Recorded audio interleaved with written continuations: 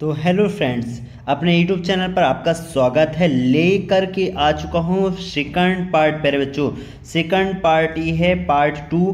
Part 1 ने आपने बहुत अच्छा प्यार दिखाया, 1 घंटा में 1000 व्यू आ चुका है। इसको भी ज़्यादा से ज़्यादा अपने दोस्तों में शेयर करना, और चैनल को जिन्होंने अभी तक सब्सक्राइब नहीं किया यार, चैनल को सब्सक्राइब कर लेना। और एक बात और बता दूं, यहाँ पास आपको 70% रियल क्वेश्चन मिलेगा, और सुबह जो क्वेश्चन डलने वाले हैं वो 100% रियल होने वाले हैं, पूरे के पूरे 100%। तो सुबह 5 बजे देखना मत भूलना, और इस वीडियो को ज़्यादा से ज़्यादा शेयर करो। चैनल को जिन्होंने सब्सक्राइब नहीं किया है सब्सक्राइब कर लो। हमने इस पिछले वीडियो पर देखा था क्वेश्चन क्रमांक 1 से लेके क्वेश्चन क्रमांक 7 तक के पूरे आंसर सॉल्यूशन के साथ हमने आपको बता दिए थे, और इस वीडियो पर हम देखेंगे क्वेश्चन क्रमांक 7 से लेकर के पूरा 23 तक। तो यहाँ पास देखिए 5वां नंबर क्वेश्चन, 5 से फिर से देख लेता हूँ। वहाँ पास आंसर मैंने पिछले वीडियो पे नहीं बताया था, इस वीडियो पर बताया दे रहा हूँ। प्रगतिवाद की कोई 2 विशेषताएं लिखिए, अथवा इसके अथवा में प्रवृत्तियाँ लिखिए। ये 2 नंबर का क्वेश्चन है। इसके अथवा में है नई कविता की विशेषताएं व प्रवृत्ति लिखिए। ये दोनों क्वेश्चन बहुत ही महत्वपूर्ण है बच्चों, इसको अच्छे से तैयार करके जाना। अगला क्वेश्चन, सूरदास जी की 2 रचनाओं के नाम एवं काव्यगत विशेषताएं लिखिए, अथवा गोस्वामी तुलसीदास जी की 2 रचनाओं के नाम एवं काव्यगत विशेषताएं लिखिए। दो नंबर के क्वेश्चन है, इनके आंसर बता रहा हूँ, थोड़ा सब्र करना, ठीक। 2 क्वेश्चन पढ़ के यहाँ पास बता दूँ, फिर आंसर बताए दे रहा हूँ, है ना। क्वेश्चन क्रमांक 7वां क्या है, उद्धव के व्यवहार की तुलना किन किन से की गई है, या कि अथवा में गोपियों द्वारा उद्धव को भगवान कहने का व्यंग क्यों निहित है। ये दोनों question very very most important question है 2 नंबर का। एक क्वेश्चन क्रमांक 8वां देख लेते हैं, परशुराम के क्रोध करने पर लक्ष्मण के धनुष के टूट जाने के लिए कौन सा तर्क दिया गया, और इसके अथवा में है लक्ष्मण ने वीर योद्धा की क्या क्या विशेषताएं बताई हैं। इन सभी के आंसर आपको दिखा रहा हूं, इसको आप अच्छे से तैयार कर लो, ठीक। यहाँ पास आप देख सकते हैं। तो यहाँ पास देखिए क्वेश्चन क्रमांक 6 का आंसर यहाँ पास दिया गया है, प्रगतिवाद की विशेषताएं। तो यहाँ पास पहला विशेषता है सामाजिक यथार्थ की चित्रण, सांप्रदायिकता का विरोध और जनभाषा का प्रयोग, ठीक। फिर अगला क्वेश्चन यहाँ पास देख सकते हैं, सूरदास जी का यहाँ पास रचनाएं दी गई हैं, रचनाएं, भाव पक्ष और यहाँ पास कला पक्ष, ठीक। तो ये सारी चीज़ें दी गई हैं, ठीक। इसको आप अच्छे से तैयार कर लेना, और तैयार करके ही जाना सूरदास का, ठीक, क्योंकि ये पेपर में आपको कल देखने को मिलेगा मिलेगा मिलेगा। 100% रिक करके रख लो, ठीक। अगला क्वेश्चन 7वां नंबर उद्धव के व्यवहार वाला क्वेश्चन था। तो यहाँ पास आप देख सकते हैं, इसको आप अच्छे से देख सकते हैं कि उद्धव के व्यवहार की तुलना निम्नलिखित से की गई है। ये पहला नंबर और ये दूसरा नंबर, 2 चीज़ से की गई है, इसको अच्छे से तैयार कर लेना। अगला क्वेश्चन यहाँ पास देखो 8वां नंबर क्या है, ये धनुष टूट जाने पर क्या तर्क दी गई है ना, लक्ष्मण जी ने महापुरुष के बारे में। तो ये सारे चीज़ें दी गई हैं, इसको आप 5 पॉइंट यहाँ पास दिया गया है, आप 3 पॉइंट भी लिख करके आते हैं तो भी पूरा नंबर मिल जाएगा। अच्छे तरीके से याद करके जाना, ठीक प्यारे बच्चों, अच्छे तरीके से याद कर लेना, ठीक। फिर यहाँ पास चौपाई छंद का परिभाषा और उदाहरण है, दोनों चीज़ें आप देख सकते हैं, परिभाषा देख लीजिए और उदाहरण देख लीजिए, ठीक। ये क्वेश्चन मैं आपको दिखाता हूँ कहाँ पास है, पहले आंसर देख लिए, ठीक, फिर अब चलिए क्वेश्चन देख लेते हैं। फिर यहाँ पास देखिए क्वेश्चन क्रमांक 9वां, चौपाई छंद की परिभाषा उदाहरण सहित लिखिए, अथवा में है अतिशयोक्ति अलंकार की परिभाषा उदाहरण सहित। 2 नंबर का क्वेश्चन था, मैंने परिभाषा और उदाहरण बता दिया है, अभी कुछ टाइम पहले ही बताया है, ठीक। अगला क्वेश्चन है महाकाव्य एवं खंड काव्य में अंतर। ये क्वेश्चन अक्सर पूछे जाने वाला क्वेश्चन है, महाकाव्य एवं खंड काव्य में अंतर। 3 अंतर आप लिख दीजिएगा, आपको पूरे 2 नंबर मिल जाएगा, ठीक। फिर अगला क्वेश्चन देखिए, यहाँ पास देख सकते हैं, इन सभी के आंसर बताऊंगा। अभी क्वेश्चन देख लेते हैं, आंसर बताऊंगा। हास्य रस की परिभाषा उदाहरण सहित लिखिए। फिर अगला क्वेश्चन है रिपोर्टाज किसे कहते हैं। ठीक, ये भी 2 नंबर का क्वेश्चन है प्यारे बच्चों, अच्छे से तैयार करके जाना। इसके अथवा में है हिंदी साहित्य के 2 निबंधकारों के नाम और उनकी रचनाएं लिखिए।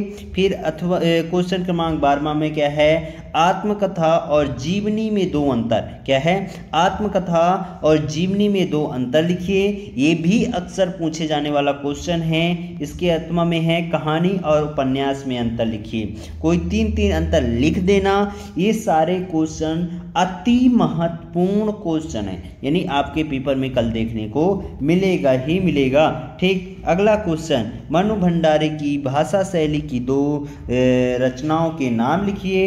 अथवा में है स्वयं प्रकाश की भाषा शैली एवं 2 रचनाओं के नाम लिखिए। इसको आप अच्छे तरीके से तैयार करके जाना। ठीक, क्वेश्चन क्रमांक 14 क्या है, भगत की पुत्रवधू उन्हें अकेला क्यों नहीं छोड़ना चाहती थी। और इसके अथवा में है मूर्ति पर लगाए सरकटे का चश्मा क्या उम्मीद जगाती है।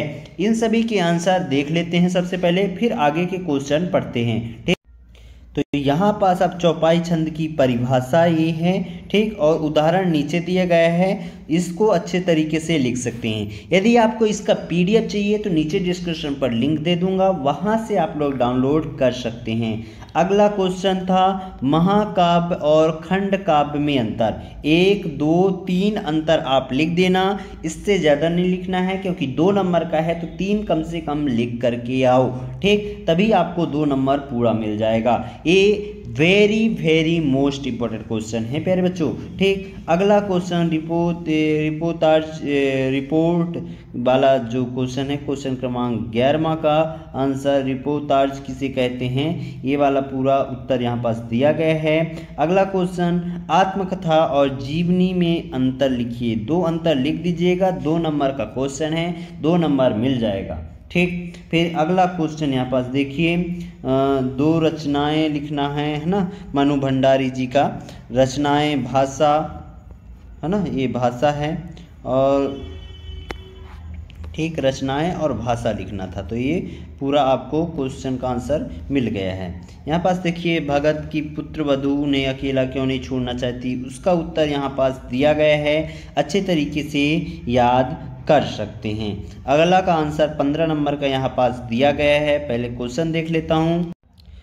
तो यहाँ पास आप देखिए क्वेश्चन क्रमांक 15, अर्थ के आधार पर वाक्य के भेद लिखिए अथवा संधि किसे कहते हैं, संधि के भेद लिखिए।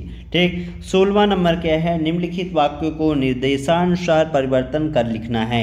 यानी मैं कल भोपाल जाऊंगा प्रश्नवाचक में, और यह आपका विद्यालय है निषेधवाचक में। ठीक, फिर इसके अथवा में है निम्नलिखित मुहावरों के अर्थ सहित वाक्य बना करके लिखना है। आग का तारा होना और आग में घी डालना। ये सारे क्वेश्चन अच्छे से तैयार करके जाना है। ठीक, इनमें से आपके एक भी क्वेश्चन छूटने नहीं चाहिए मेरे बच्चों।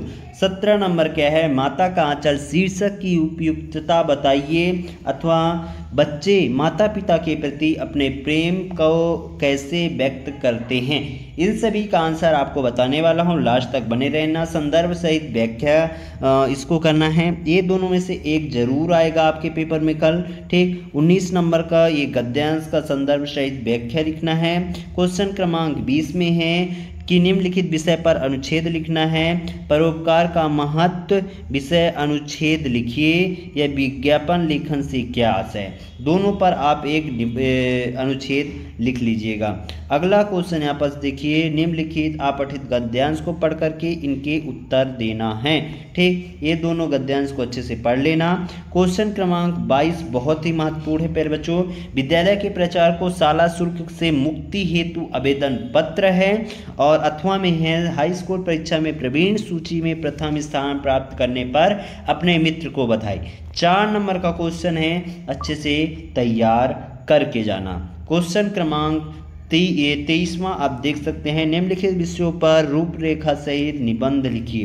पहला है विद्यार्थी जीवन में अनुशासन का महत्व, दूसरा मोबाइल से लाभ और हानि, जल ही जीवन है, प्रदूषण नियंत्रण कारण और निदान, मेरी दिनचर्या। इनमें से एक जरूर आएगा, सभी को अच्छे से पढ़ करके तैयार करके जाना। अब इनके आंसर देख लेते हैं। तो यहाँ पास आप देख सकते हैं अर्थ के आधार पर वाक्य को 8 प्रकार होते हैं। तो ये वाक्य के 8 प्रकार यहाँ पास दिए गए हैं, नाम देख सकते हैं। ठीक, फिर अगला क्वेश्चन यहाँ पास देखिए, लेखक ने कहानी का नाम माता का आंचल क्यों रखा, इस पाठ में ये सारी चीज़ें संदर्भ सहित व्याख्या था। तो इस तरीके से हमने यहाँ पास सभी क्वेश्चनों को कवर करने का कोशिश किया है, लेकिन जो क्वेश्चन छूट गए हैं उनके आंसर आपको टेलीग्राम पर प्रोवाइड करा दूंगा। नीचे डिस्क्रिप्शन पर लिंक दे दूंगा टेलीग्राम का, जाइए ज्वाइन करिए, या टेलीग्राम पर सर्च करिए JCD क्लासेस या बोर्ड एक्सप्रेस, दोनों पे